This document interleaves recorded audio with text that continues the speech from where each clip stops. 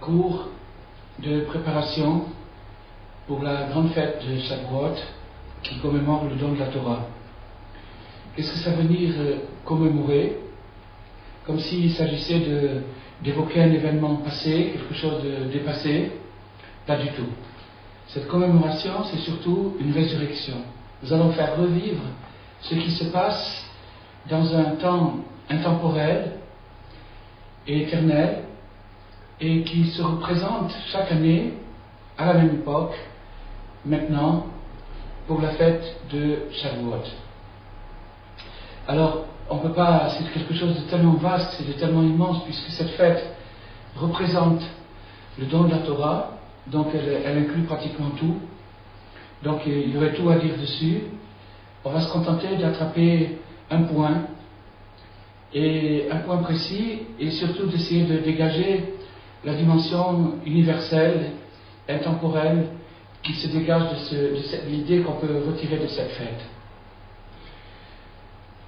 Entre la fête de Pessah et la fête de Shavuot, il y a une succession de 50 jours. Pour comprendre ce que signifie recevoir la Torah, il faut comprendre pourquoi Moïse a brisé les tables. Et par cette réflexion négative, on pourra comprendre qu'est-ce qu'il y a de positif, qu'est-ce qui pourrait permettre à ce qu'elle ne se brise pas. Alors, il y a une loi spirituelle qu'on retrouve aussi dans certains phénomènes physiques, matériels, mais qui est dans le domaine spirituel une loi quasiment absolue. C'est la loi selon laquelle tout se subdivise en lumière et récipient. Lumière, c'est l'énergie, récipient, c'est la masse. Or, la masse, c'est le conduit de l'énergie, c'est là où se manifeste l'énergie. Elle est investie, elle est véhiculée par une matière qui s'appelle la masse. Pour pouvoir capter un certain niveau d'énergie, il faut un récipient de la force équivalente à l'énergie qu'on veut capter, et même sur un certain plan d'une force supérieure. C'est-à-dire qu'il faut un récipient résistant qui va contenir la force qu'on veut capter.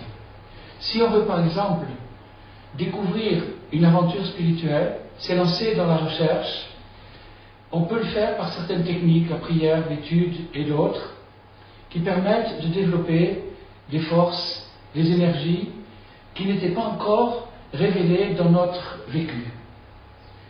Donc l'élaboration, la recherche, la découverte de cette lumière spirituelle nouvelle qu'on n'avait pas encore reçue peut se faire au moyen de techniques et de pratiques.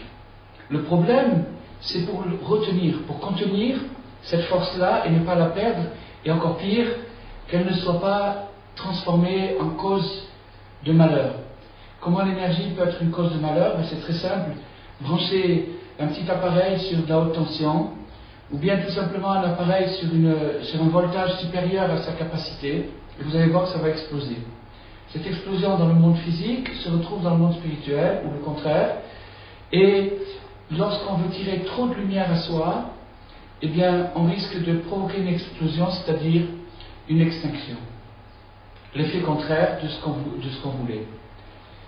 Donc, la Torah nous dit de faire le compte du Homère, c'est-à-dire d'énumérer, de compter, d'apprécier, d'évaluer toutes les étapes qui nous font passer du statut le plus bas au statut le plus haut. Le statut le plus bas, c'est le statut d'esclave, on en a déjà parlé, c'est-à-dire la dépendance, la soumission à une force hostile. Et le statut le plus haut, c'est la libération totale de toutes les mauvaises forces qui peuvent entraver l'épanouissement de la personne. Maintenant, la Torah que Dieu veut nous donner, c'est-à-dire la Torah dans l'absolu, elle se situe au degré le plus élevé qui s'appelle la 50e porte. C'est la 50e porte positive. C'est-à-dire qu'après toutes les portes de l'âme sont au nombre de 7, c'est-à-dire les 7 attitudes principales, les 7 traits de caractère qui composent notre centre émotif, multiplié par 7 parce que chacun comprend les 7 autres aspects, ça fait 49. Ce sont les 49 facettes du caractère humain. Lorsqu'on a réussi à sublimer, à réparer ces 49 aspects du caractère humain, on arrive à la 50e porte, c'est-à-dire à l'illumination ou la révélation.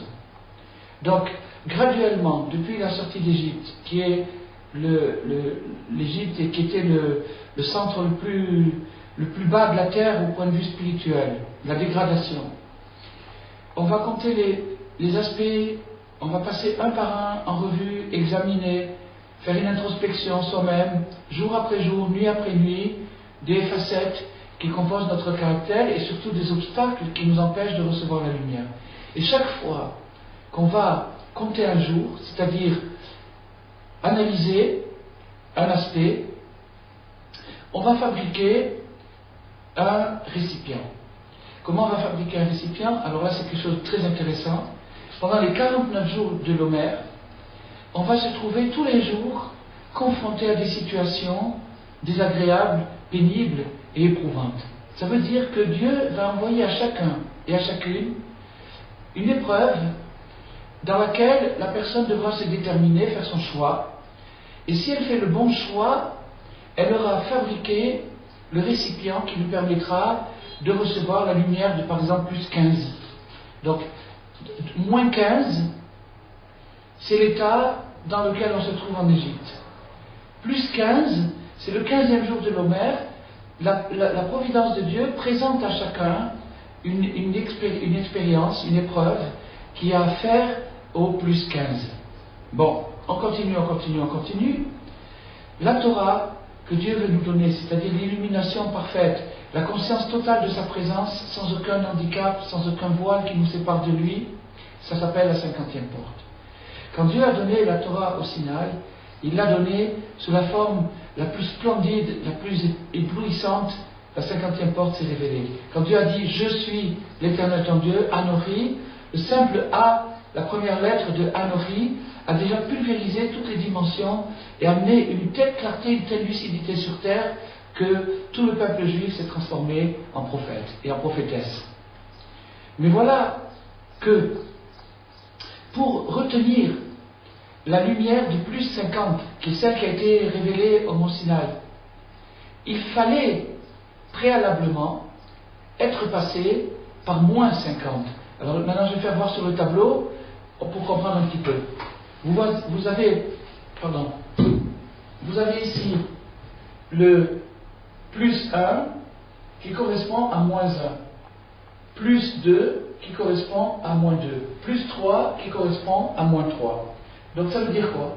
Ça veut dire que pour pouvoir accéder à plus 1, il faut préalablement que j'étais dans l'état de moins 1, c'est-à-dire dans une situation moins 1, et que dans cette situation de moins 1, j'ai transformé le moins en plus.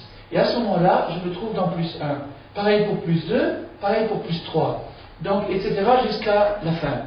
Donc, pour pouvoir accéder à un degré spirituel quelconque, il faut préalablement être passé par l'opposé, l'antithèse, le contraire de ce degré-là, et avoir tenu le coup. Ne pas avoir craqué dans cette situation. Et à ce moment-là, par le fait d'avoir tenu le coup, on a créé un récipient, une capacité mentale, émotionnelle, de recevoir une charge spirituelle équivalente. Donc, il n'y a pas de triche là-dedans, il n'y a pas de raccourci, il faut faire ces récipients, et chacun dans son degré, là où il se trouve ou là où elle se trouve. Donc, maintenant, quand les Hébreux se trouvaient en Égypte, la tradition nous dit qu'ils étaient à moins 49. C'est-à-dire que l'état général, global et collectif du peuple juif en Égypte était à moins 49, c'est-à-dire la dégradation presque totale. S'ils étaient descendus à moins 50, ce qui est la suite logique des choses. C'est-à-dire qu'encore un pas en avant, et hop, ils tombaient dans moins 50. S'ils étaient tombés dans moins 50, ils n'en seraient jamais ressortis. Parce que de moins 50, c'est presque impossible de s'en dépêtrer. On va expliquer pourquoi. C'est une chose très difficile. Ils n'en seraient jamais sortis. Dieu a senti que si le peuple juif restait encore une minute de plus en Égypte, c'était fini pour tout le monde. Ils tombaient, ils s'enlisaient dans la porte moins 50, on va dire qu'est-ce que c'est, et tomber dans la porte moins 50, ils ne pouvaient plus s'en sortir. Qu'est-ce que c'est la porte moins 50? C'est l'angoisse économique. C'est ça ce qui s'appelle la porte moins 50. L'angoisse économique, ce n'est pas vraiment la soif d'argent ni la course au matériel, c'est la peur de manquer, une angoisse existentielle liée à la survie économique. Et quand on reçoit dans son cœur cette angoisse économique, c'est très très dur de s'en sortir. Donc, comme les Juifs se trouvaient en Égypte, et qu'ils étaient dans une dépendance presque totale, c'est-à-dire la dépendance totale c'est moins 50, quand l'angoisse économique a tellement saisi la personne qu'elle est prête à vendre son âme pour une bouchée de pain. Alors ça c'est le maximum de l'angoisse économique. Alors, si le peuple juif avait fait ce pas en avant ou en arrière comme on veut, il serait tombé dans moins 50, et de moins 50, ils n'en seraient jamais sortis, ça aurait été la fin du monde. Dieu a vu ça, il a anticipé, il a précipité la sortie de plusieurs années, du temps qu'il aurait fallu pour tomber dans moins 50, élaborer cette porte, et après recevoir la Torah sous l'aspect le plus parfait et le plus complet. Mais comme ça ne s'est pas passé, alors Dieu a précipité, anticipé la sortie d'Égypte, ce qui fait que finalement, le peuple juif n'est jamais tombé dans moins 50.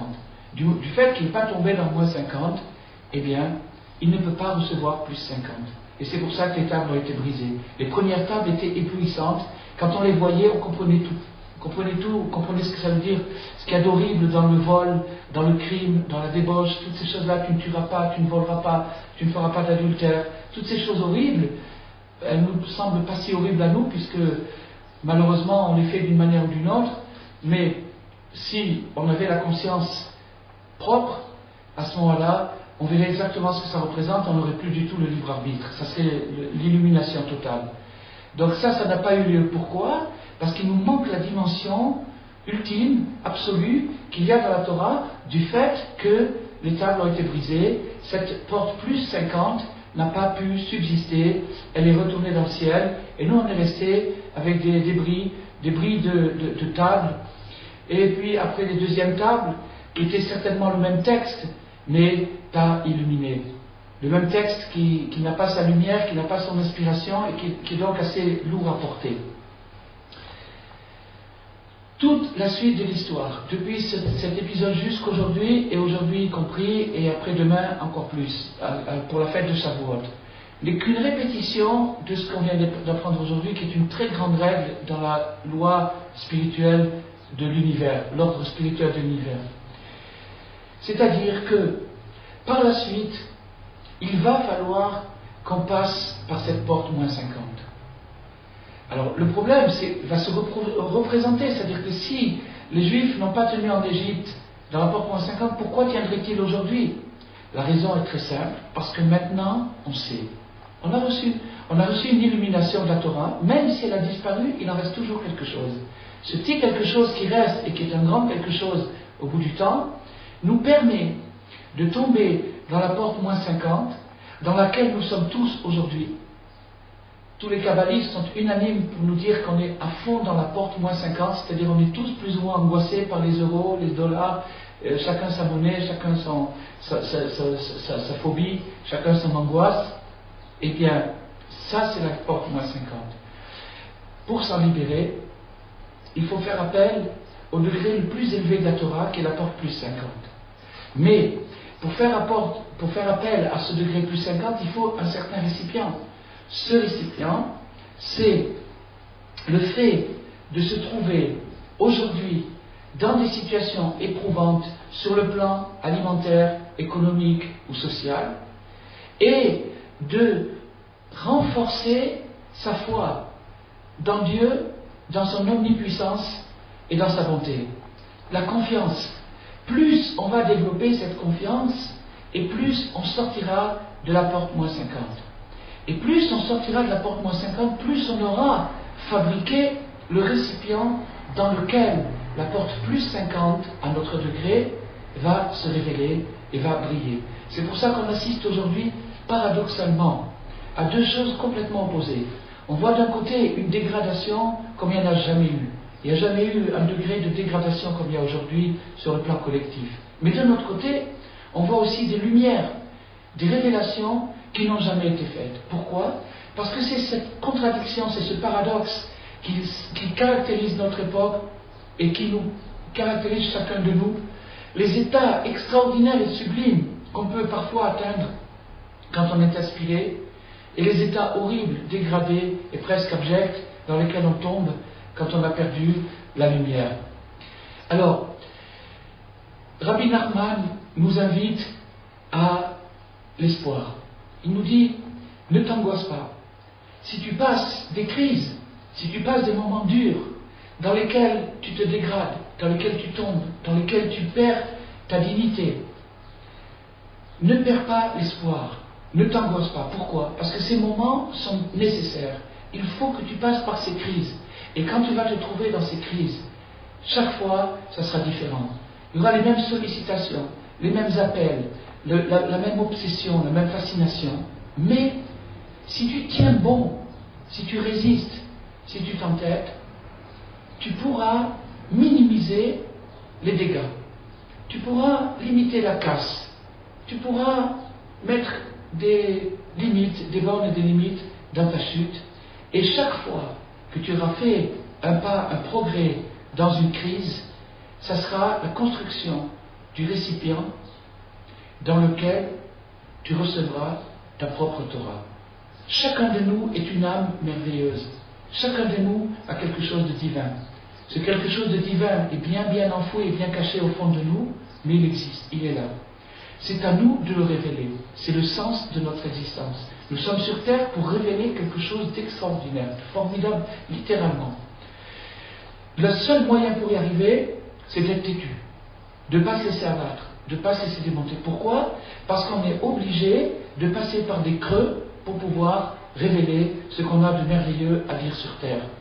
Donc, le don de la Torah, la fête de Shavuot, c'est chacun et chacune va apporter sa lettre. Chacun et chacune va apporter son mot. Chacun et chacune va révéler son propre message pour son bienfait à elle et pour le bienfait de l'humanité tout entière, de son voisinage et de l'humanité tout entière.